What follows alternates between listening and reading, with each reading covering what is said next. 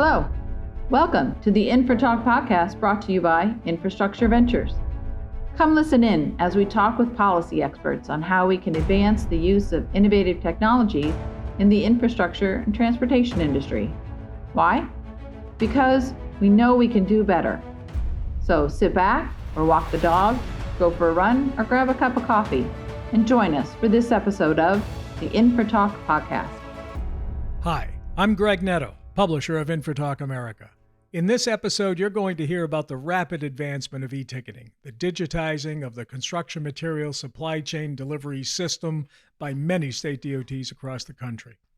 Our guest host for this episode is Dr. Ann Schneider, former Secretary of Transportation for Illinois DOT and a member of our Board of Advisors, who will be joined by our guest, Janet Treadway of the Ohio DOT. Janet is the AASHTOWare Project Business Administrator and leads the Electronic Project Delivery Management Team at the Division of Construction Management for ODOT.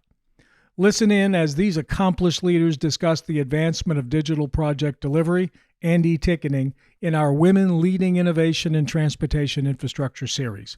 This is the InfraTalk America podcast. Hi, Janet. Nice to meet you again virtually. So I was reading a little bit about your background, and I'm very interested into how you became interested in working in the transportation industry, and how did you get started in transportation? So actually my career with Ohio Department of Transportation started about 21 years ago. I worked in our highway management division, and I was able to experience how our agency and all of the staff maintained our roads that were actually built or enhanced by our construction staff. So like the snow and ice and all of the culverts and basically day-to-day maintaining of our roads. But then I had the fortunate advantage of working not only with Ohio Department of Transportation. I stepped out for a while, worked as a consultant, and then I came back and started working in our construction department. So about 15 years I've been with our construction department, and now I have the ability to work on the front end. But I've also had a love for technology the entire time along the way. And I've tried to figure out ways to improve the processes or the experiences of each of those sides using technology with our staff. I think that's cool. I was reading your background, and I noticed that you do have a heavy emphasis on technology and bringing it into the industry. So I think that's awesome. I like the idea that at the department, you are leading the efforts, looking at e-construction and how that can transform how Ohio DOT does its work. Speaking of which, so Ohio is recognized as a leader in mainstreaming the e-ticketing program, which I know that you're very involved in. When was the moment you realized it was going to revolutionize the project delivery approach? I would say partly, unfortunately, the biggest driving force was the change came out of necessity from an impact with COVID. Prior to COVID, we had discussed e-ticketing delivery options with our stakeholders, and a lot of our industry partners were using the same old answer of, if it ain't broke, don't fix it. And a lot of that was true. We were making payments, we were receiving materials, and what took as a necessity from COVID was the fact that we could continue to build roads and they could continue to deliver and provide material, but we could do it without that human contact and ensure that everybody was safe while doing it. Once they understood that the information was secure, they could provide information back and forth, and that we could work together to do this, I think that was the biggest moment that we realized that we could revolutionize both our side and our process of receiving, but they could on their side of delivering. And in that ownership of it from both sides, I think that they were quickly able to adopt it. Oh, that's good. It seems like then COVID was the impetus, but then after everybody realized the benefits, they were able to move forward and recognize that it would be beneficial for all sides of the construction conversation. So why do you think that buy-in is so important? I think a lot of times when you have people that want to know that their voice is heard. Their experiences are heard. Their challenges are going to be not only heard, but we can help to work with them to resolve them. Every material is different. Every technical knowledge of staff, of producer suppliers. We have some contractors and suppliers that are very large in size. They've adopted technology. They're willing to work with that. And then you also have the smaller mom and pop industries that are the DBEs that we need to make sure are not only included, but are successful. That they haven't been able to adopt the technology and don't have that full staff that others do. So when you're able to incorporate almost that peer-to-peer or mentor and peer type of exchange and open up that communication, I think that they're able to then basically adopt it faster. They know that they're not just left out there, without any ability to work successfully for themselves, but also to make sure that they can still continue to get those contracts. I'm curious. So you do mention the DBE aspect of this. So have the DBEs, have they been able to take advantage of this? And does that also help with the DBE compliance monitoring? It does. So I know some of the areas when you're talking about e-ticketing, everybody thinks about the material.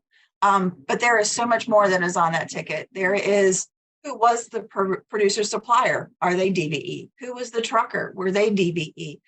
All of that information coming from that electronic data of information on that ticket is something that the DBEs are now basically able to recognize that if they've got a software where they're putting the ticket information in, then there are platforms available to help them extract that information without having to have a full staff available to them.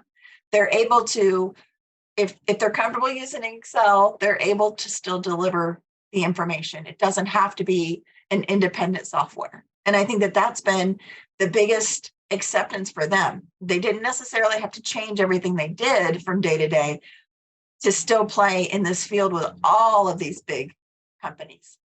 That's cool. Did it also help with the payment side of it? It has. So the electronic delivery of all of this information, you don't have an individual receiving a ticket on a truck, taking it back either to their truck or to their field office to do calculations on, and then submit for payment. You have an application, several of them that are out there, have applications that you are able to, the producer supplier or at the plant puts the data in, they're able to provide an aggregate of all of that daily ticket information to the project engineer. It doesn't have to come from the field inspector directly each time. But it does have that way of crossing through them in order if there was a waste or maybe a truck that was turned back to deliver that information for payment. But that also helps with the payment or program oversight as well. So when tickets are captured each day for a singular project in an agency, you may have 15 projects that are receiving something just in one region. And then you can look at that whole program and are there anything that needs to change with the program oversight for that particular material or mix design? So that's one way that this e-ticketing effort at Ohio DOT has helped with the accuracy of the data. Is there any other way that your agency has benefit directly? I would say that there's the benefit from not only having the information provided electronically for the payment side. It does help to ensure that we don't have staff that are directly in line with any of the material being placed, any of those trucks coming onto the footprint of a project.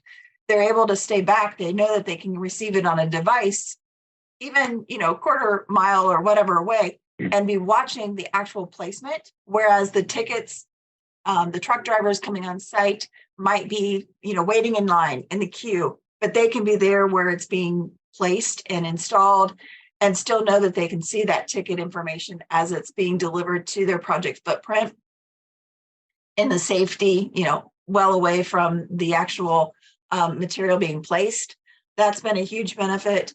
I think it's also seen as a benefit for the whole e-ticketing process is the fact that you don't have that duplicate or triplicate entry. You don't have someone, I give you 5 tickets, you enter the data, maybe some reason that ticket has coffee or that ticket has material or what have you. And so where it was supposed to be a 10 or an 11, someone sees it as a completely different number. I think it helps us to provide more accurate payments, more timely. That's interesting. And I like, excuse me, I like the idea that coming off of Work Zone Safety Week too, that there's this big safety aspect to it where you don't have that truck drivers getting out of their trucks and things like that could create less safe work zones. So I like that aspect. Now, shifting gears a little bit, you're also overseeing e-construction implementation at Ohio DOT. How do you see e-ticketing fitting into the greater e-construction movement? So as you mentioned and asked before, how does the e-ticketing go beyond just the material? There are several different aspects of e-construction that we can work with. So plans are starting to change. We're not having 2D plan sets anymore. We're going into 3D. How does those material tie into the receipt of that for that asset management going forward and delivering of all of the material related to that particular asset on I would say Ohio's roadway system, but basically the national roadway system. It's also one that we can make sure that contracts are compliant in the areas of DBE or commercial useful function, all of the other areas that people don't think about, and that we need to make sure that we are federally and state compliant related to our contracts. Those e-ticketing efforts also combine to that e-construction. We can have people that are closely advocating for not only the work being done in the field, but they can be monitoring the information that's being received related to those contracts. Are those subs being paid for the work that they're doing? So that e-ticketing information, while it's coming in, we can do it faster. We can do it better. I do feel that it provides data, like with the whole subcontracting information. A lot of the traveling public doesn't think about everything that goes into, I'm driving on my road today.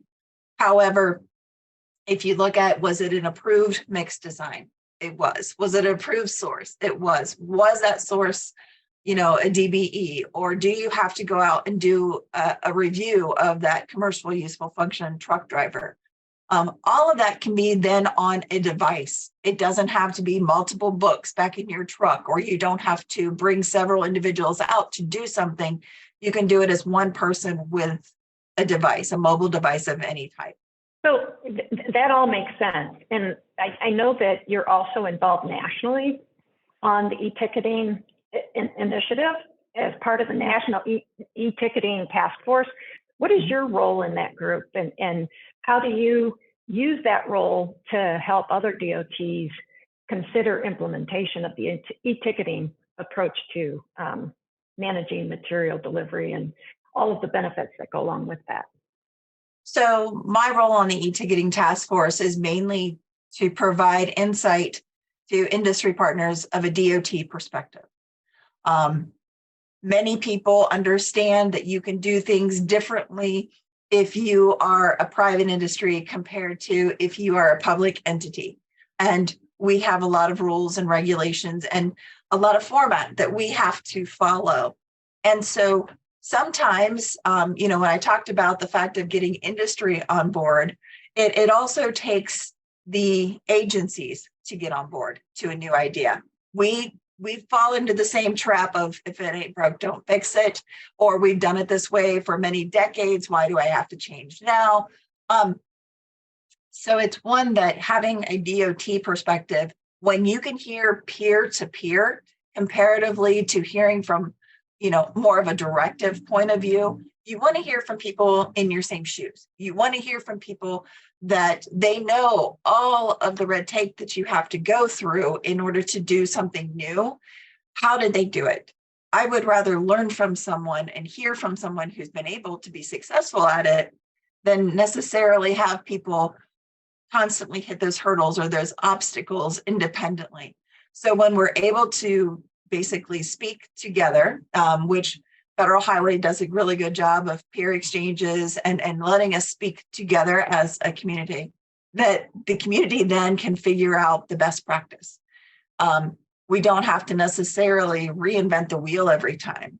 We can figure out ways that we can all be successful. And quite honestly, if I'm doing something and Michigan or Pennsylvania or Indiana or Kentucky and West Virginia, if we're all doing it the same, then it's something that we know that we can all be successful at. All of our producer suppliers know what we're doing. All of our contractors know how we're handling it.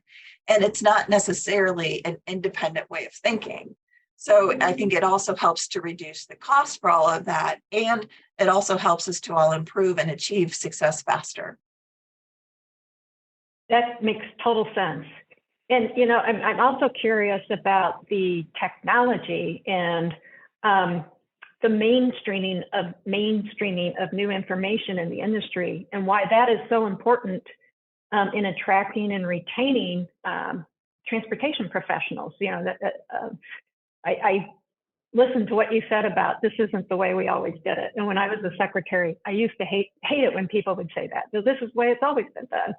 But, you know, we do have a new generation of transportation professionals on the verge of entering into our workforces. And so I'm just curious how you see this type of innovation and this approach to transportation, how that helps attract people to the industry. Well, I think if we were to bring any new graduate out, new engineer, or any type of transportation specialist out and said, here's how we've done it, and we've always done it, and here's a book that has triplicate carbon copy, and here's your pencil and your calculator and your measuring tool, I think they would quickly turn around and find the next, you know, position. It is one that it's continued to improve. They are utilizing mobile devices and technology in school, starting from kindergarten at this point. So we have to continue to evolve. I think over the course of the last, I would say 7 to 8 years, we've been able to adopt more and more technology. We are trying to figure out ways to, you know, increase what has been done and change it to a way of what could be done. We're looking at ways of being, at least at our agency, of being device or platform agnostic, because you will have people that if you are an iOS user and you hand them an Android, they'll tell you 10 things wrong with the device before they'll tell you what's wrong with the system or even use the system. So we've tried to be very mindful. I like that you brought up, you know, as being a secretary, that's how they always did it. I am of a mindset that every individual will have a way of storing things or retaining things in their mind. And so if we can make sure that all of these things are configurable to them, they're more used to use or more willing to use them. I think that technology is also one that the engineers coming out or the newer transportation specialists coming out, they're not wanting to keep books in their truck. They want that one device that they're used to using. They want to be able to pull their plans up. They want to be able to pull up specs. They want to be able to pull up their contract information from that singular device. So anytime we can deliver that along with measuring tools within the device, I think it's something that they are more willing to accept. And in some cases, they've been, I guess, embedded with so many technology options for themselves. They start to bring you ideas and ways to improve. So when the agency is open to that and hearing them and possibly testing those ideas out, I think you can retain those individuals because they feel like they have a voice in the direction moving forward. That makes a lot of sense. And I'm interested in another aspect of this. So, you know, I think you're probably experiencing the same thing at Ohio DOT that a lot of DOTs across the country are facing with workforce challenges, I like to call them, where, you know, it's difficult in this environment to develop and deliver projects and programs because, you know, we're facing some workforce shortages in key positions. And I'm curious if you think this type of technology can help address those types of issues by making processes more efficient for the workforce that still we do have and we can leverage. I definitely think streamlining the processes, having them available to where, when agencies bring on new staff, you are going to have those seasoned individuals that are, quickly leaving, that knowledge is leaving with them.